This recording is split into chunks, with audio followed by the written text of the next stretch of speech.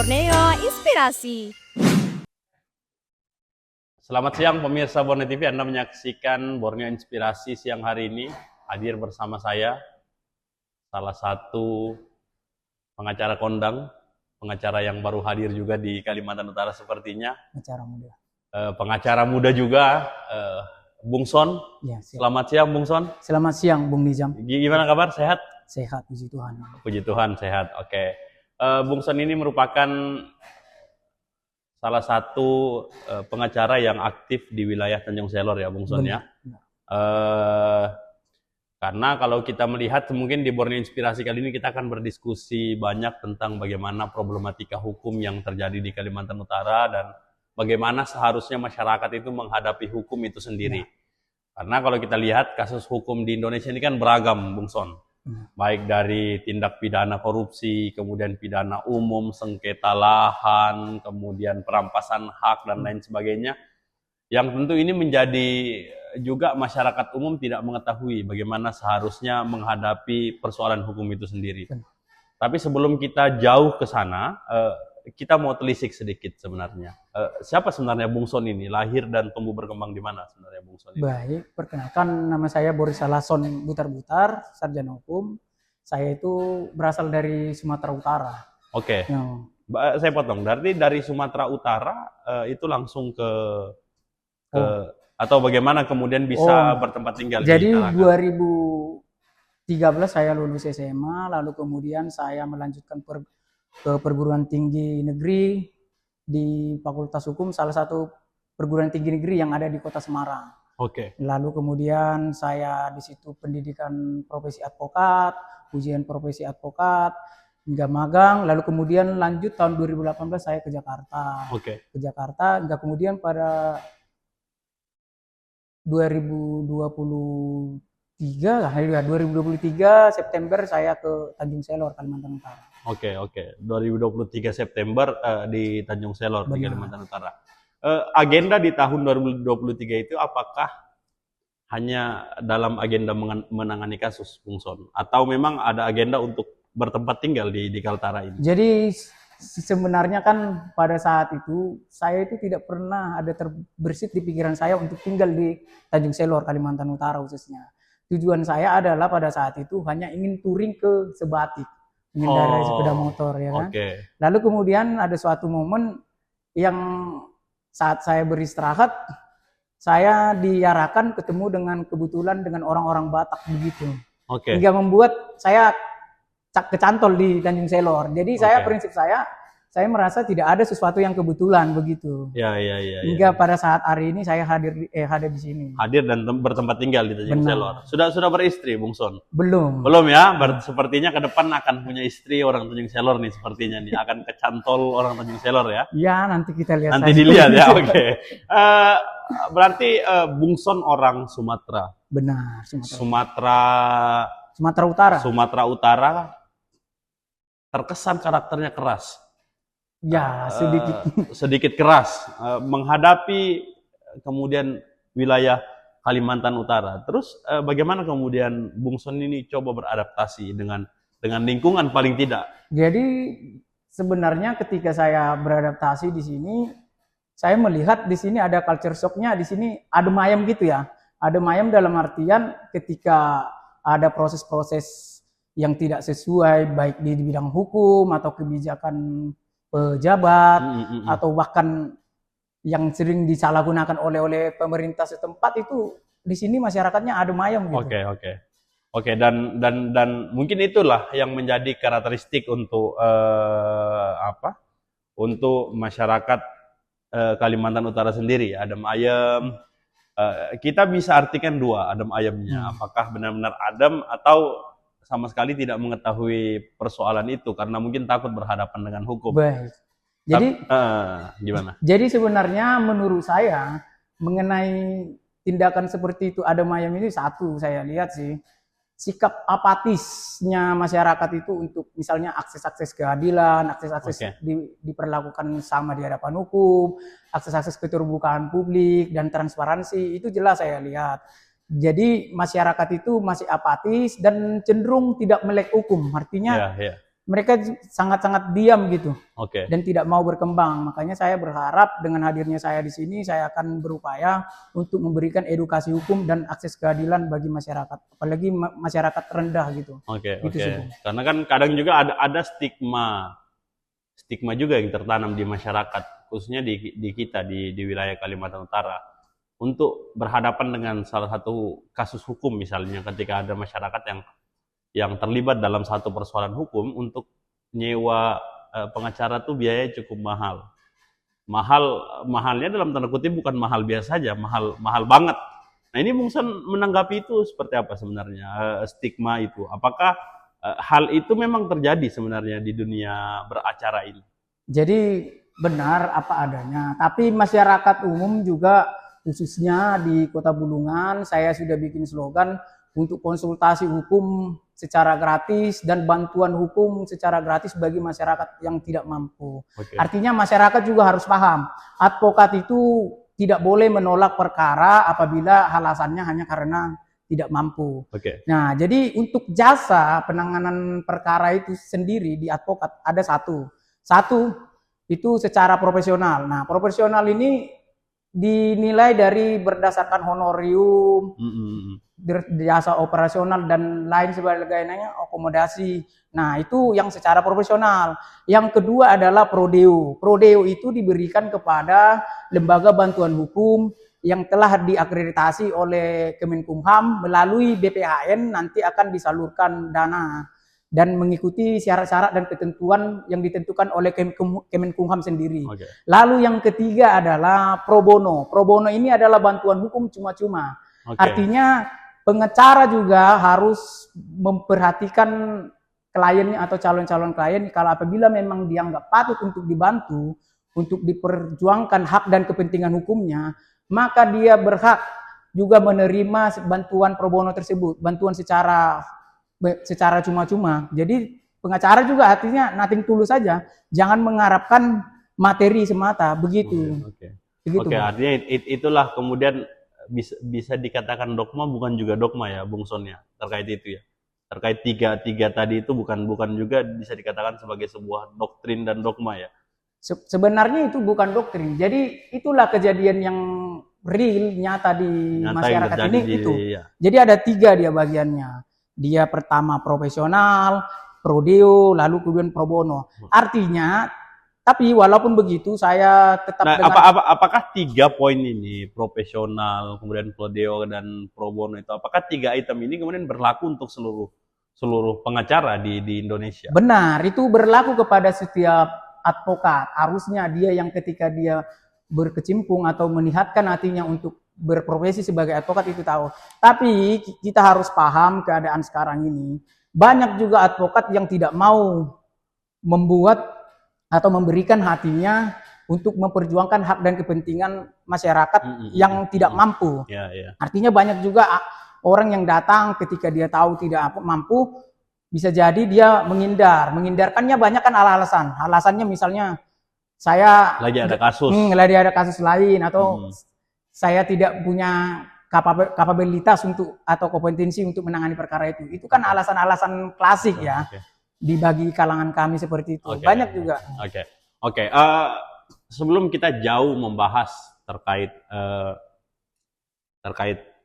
etika beracara, terkait kemudian bagaimana harusnya pengacara, bagaimana harusnya advokat itu hadir di tengah masyarakat. Tapi kita mau lihat, Bung Son ini lahir dari keluarga advokat atau bagaimana, Bang? Karena kalau di Sumatera Utara, sepertinya pekerjaannya itu kan hakim, jaksa dan advokat.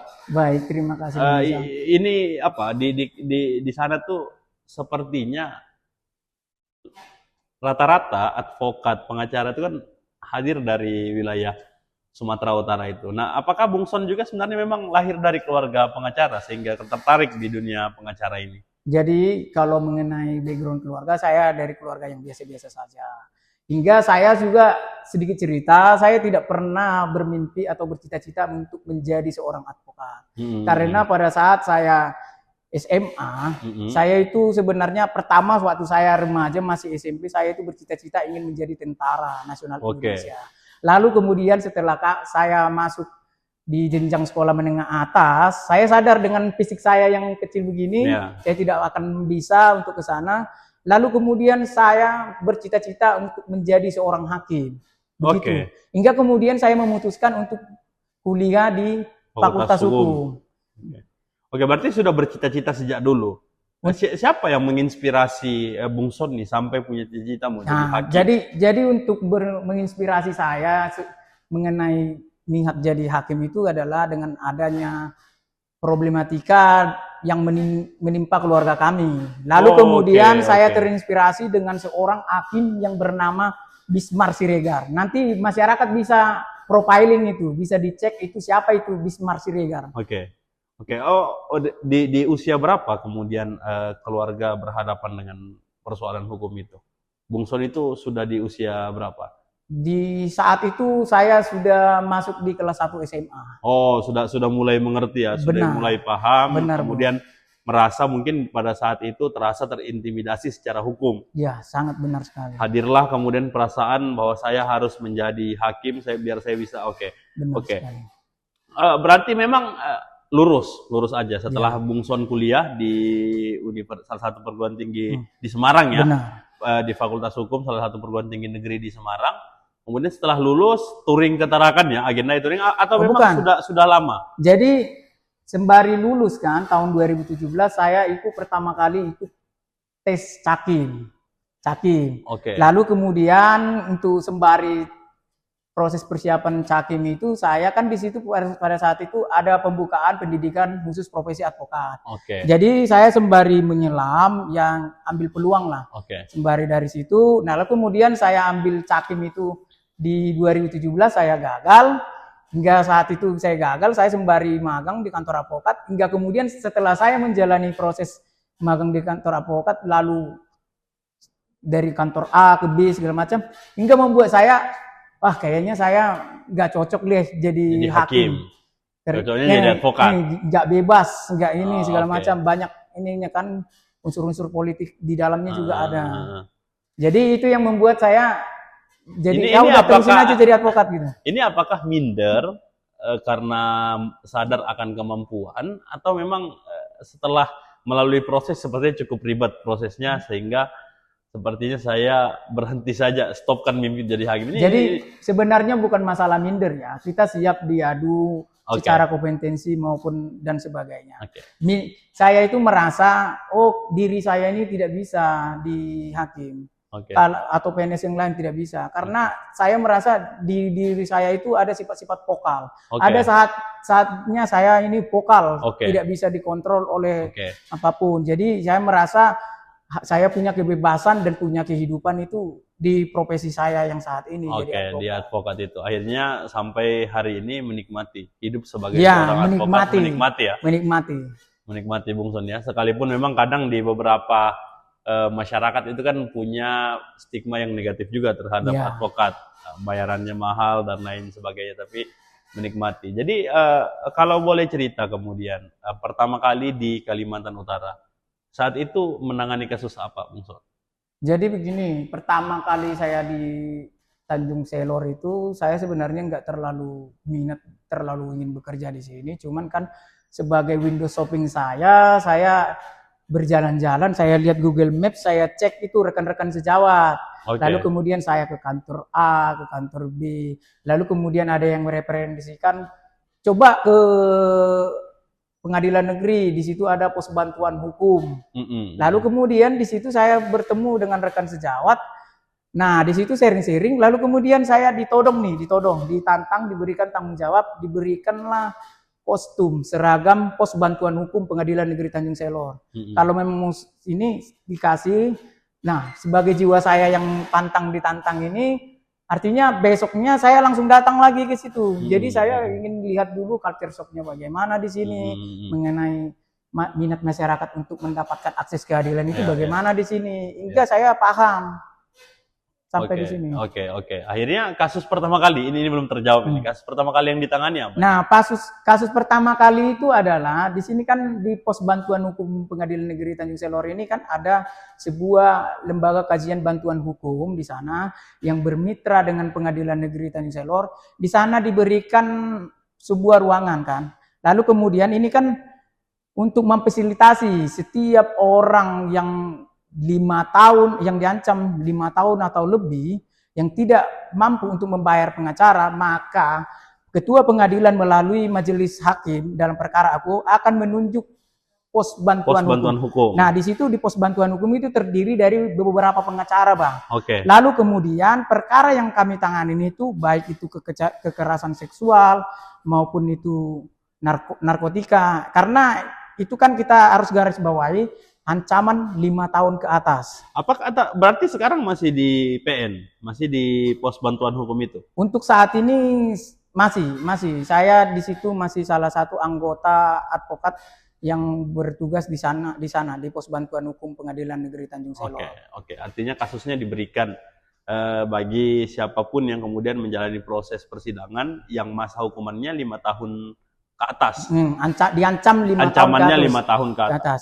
Itu kan sudah ketentuan dari negara sendiri, dari hukum acara pidana yang secara terang benderang mengatakan setiap pejabat itu wajib menunjuk pengacara atau penasihat hukum apabila terdakwa atau tersangka diancam 5 tahun atau ke atas. Oke. Artinya disiapkan. Apakah ini bukti kehadiran negara terhadap kondisi hukum yang terjadi hari ini? Jadi, Bang Son melihat. Saya melihat sih kalau dia sudah di tingkat pengadilan, hakim itu benar-benar memperdulikan itu. Lain hal kalau di instansi yang lainnya. Ini sedikit cerita ketika kita berbicara itu tadi hukum acara pidana itu di tingkat penyidikan atau di kepolisian, kerap kali kita melihat di situ tidak dilaksanakan. Banyak itu polisi atau penyidiknya itu seakan-akan menunjuk pengacara si A untuk mendampingi si tersangka. Namun ternyata di lain itu nanti penyidiknya akan membuat berita acara penolakan pendampingan penasihat hukum. Artinya itu dilanggar mereka sendiri. Kita tidak tahu apa tujuannya untuk biar perkaranya tidak terang benderang atau biar bisa diintimidasi. Padahal itu secara nyata-nyata sudah menyalahi kewenangan atau abuse of power sendiri. Begitu. Oke. Sepertinya Bung Son kalau kita membahas hukum menggebu-gebu ya di dalam jiwa ini ya. Jadi begini, ketika kita rules nothing tulus menegakkan keadilan itu atau menegakkan hukum itu, sebenarnya itulah sifat-sifat positif saya. Saya bahkan banyak advokat yang merasa ngapain kamu membahayakan karirmu, ngapain kamu membahayakan nyawamu, padahal kamu tidak dapat apa-apa. Ya, bagi saya sendiri, ya wajar sih masyarakat itu berstigma negatif kepada advokat. Nah, mengenai honor, sebenarnya advokat itu tidak dilarang untuk meminta honor berapapun, sepanjang itu dari kliennya menyanggupi dan tidak melanggar hukum. Dan menyanggupi dan tidak melanggar hukum ini kan satu hal yang cukup berat dalam kehidupan kita. Benar. Artinya persoalan hukum itu pasti terjadi di mana-mana. Karena persoalan hukum ini kan banyak kaitannya, Bung Son. Kita bisa kaitkan dia dengan semua hal lah dalam baik soal ekonomi, baik soal sosial, itu pasti ujung-ujungnya adalah persoalan hukum. Tapi kalau Bung Son sendiri melihat dalam kacamata Bung Son sebagai seorang advokat, bagaimana Bung Son melihat kondisi penegakan hukum di Kalimantan Utara itu sendiri? Jadi ketika saya culture shock-nya selama di Tanjung Selor, ada suatu momen ketika saya ingin mendampingi seorang ibu, ingin melaporkan dugaan tindakan pelecehan terhadap anaknya. Ya, lalu saya hadir ke salah satu Polres di Kalimantan Utara ini. Nah, kemudian di ruang tunggu itu, saya nothing tulus nih, saya tidak mau minta tarif, saya kan pengen cek ombak dulu kan. Lalu kemudian si ibu di sana juga ternyata menghadirkan tokoh masyarakat. Nah, di sana tokoh masyarakat itu hadir, lalu menanyakan, adik ini siapa? Lalu si ibu tersebut yang meminta saya untuk didampingi mengatakan ini pengacara. Lalu tokoh masyarakatnya bilang kalau memang sudah ada pengacaranya seharusnya beliau inilah yang mendampingi ibu. Lalu kemudian ibunya ini merasa sedikit apatis. Jadi dia lebih mempercayakan tokoh-tokoh adat tokoh-tokoh adat untuk menyelesaikan permasalahannya. Padahal kan advokat itu boleh secara sah mendampingi di dalam maupun di luar pengadilan. Oleh karena itu pada saat itu saya culture shock, oh baik ini. Lalu saya menasihatin ibunya. Bu, saya tidak apa-apa, saya akan pulang, akan bertugas lagi kembali ke pos bantuan hukum pengadilan negeri Tanjung Selor. Namun nanti jangan heran ketika ibu nanti ditekan agar ibu disuruh mencabut laporan ibu. Okay. Nah, lalu kemudian saya pulang, udah mau menjelang maghrib, saya kemudian ditelepon-telepon oleh ibu tersebut. Okay. Pak, tolong saya disuruh cabut ini segala macam. Lalu kemudian saya sebagai ini kan saya bilang, Bu, kan tadi saya sudah pesankan, kalau memang sudah seperti itu, ya ibu dengan siap dengan resiko yang ada. Begitu kira-kira, Pak. Okay. Salah satu yang pertama kali saya. Oke, artinya bagaimana pandangan Bung Son? Bagaimana berangkat berkaca dari kasus itu? Bagaimana pandangan Bung Son terhadap akses hukum di Kalimantan Utara ini sendiri? Setelah mungkin beberapa tahun berdiam diri, kemudian beraktivitas selaku advokat di Kalimantan Utara, bagaimana kemudian Bung Son melihat? Kalau kita bisa rating lah 1 sampai 10. Bagaimana? Waduh, kalau ratingnya itu wah. Saya rasa 2. 2 ya? Dari 10. Dari 10 untuk Kalimantan Utara. Iya. Khususnya di Tanjung Selor Kabupaten Bulungan itu, karena banyak juga kejadian yang saya alami ketika kita mendapat penunjukan dari pengadilan negeri untuk mendampingi di kasus di tahap persidangan. Saya tanya itu pada terdakwa, apakah saudara didampingi pada saat pemeriksaan di kepolisian maupun di tahap pemeriksaan kejaksaan? Jawaban dari terdakwa itu tidak. Oke. Nah, ini kan kita kembali lagi ke yang kita garis bawahi tadi. Diancam 5 tahun ke atas itu apabila tidak mampu, wajib pejabat itu menyediakan penasihat hukum. Oke. Nah, sedangkan secara khususnya di Tanjung Selor sendiri itu sudah banyak advokat, sudah lebih dari 15 orang. 15 orang. Artinya tidak ada alasan seseorang itu tidak diberikan bantuan hukum secara cuma-cuma. Oke. Nah, ini bahkan ini yang terjadi banyak dengan modus operandi ditunjuk pengacara yang lain ternyata tidak didampingi benar-benar real, dan bahkan di konsepnya berita acara penolakan pendampingan pengacara. Oke. Itu sangat-sangat miris bagi saya itu. Oke. Artinya itulah kemudian keberanian Bung Son memberikan rating 2 untuk penyelesaian problematika Ya, hukum yang benar. terjadi Benar. di Kalimantan Utara. Benar. Dan salah satu lagi, ketika saya pertama kali di Tanjung Selor, saya pernah mendampingi teman saya yang kebetulan rekan sejawat sesama advokat. Kami itu menerima kuasa dari salah satu subkontraktor Oke. di kasus tertentu. Oke. Kami dampingi di Dirkrimsus itu. Lalu kemudian kan di situ dilihat kartu anggota advokat. Saya Oke. tunjukkan, saya lihat fotokopinya. Saya di situ mungkin dilihat muda, dan dilihat di situ kartu anggota saya Pradi yang diketuai umum oleh Profesor Otto Hasibuan. Oke. Nah, saya dampingin ini. Memang pada saat itu sifatnya kan pasif. Oke. Tapi ketika saya menjalankan profesi saya, ketika klien saya diperiksa, saya hadir ke sana agar tidak terjadi intimidasi.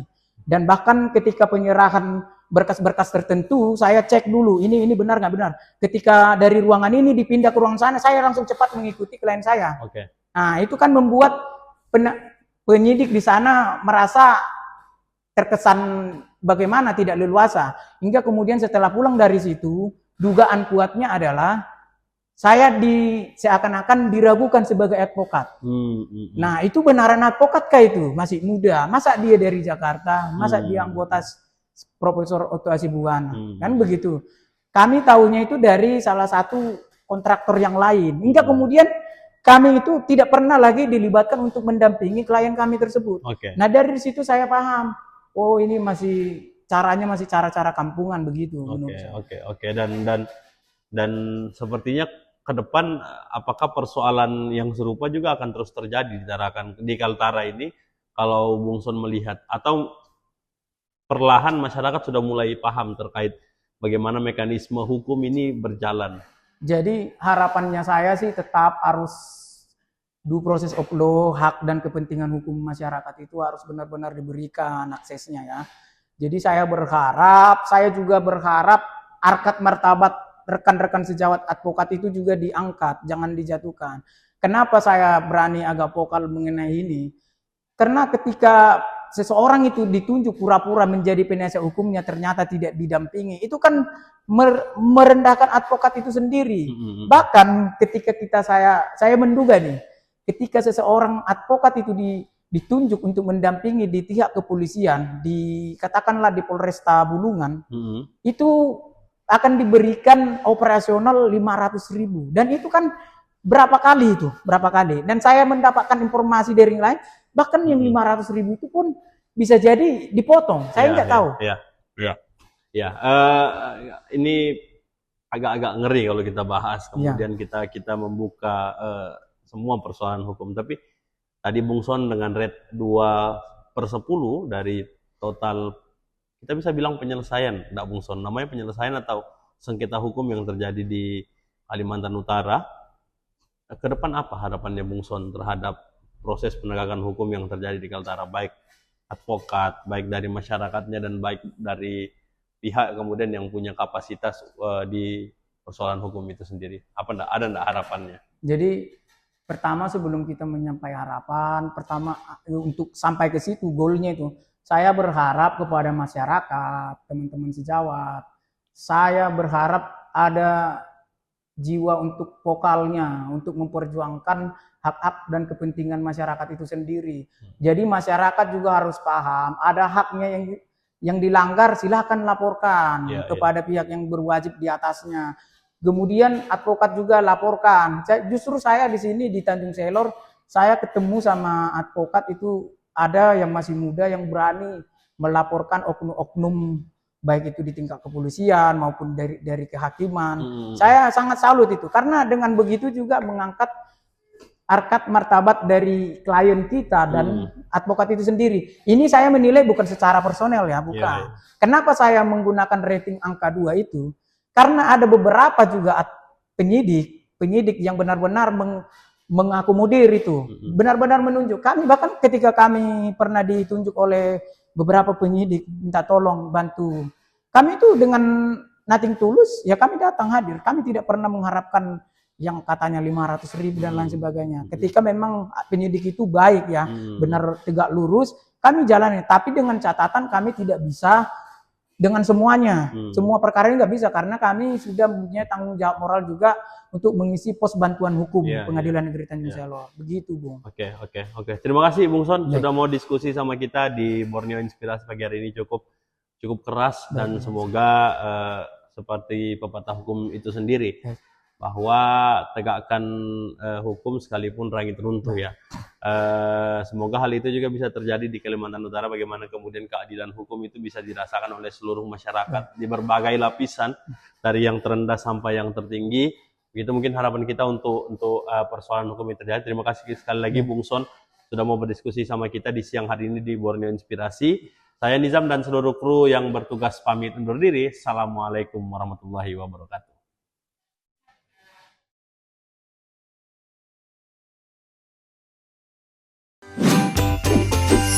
Borneo Inspirasi.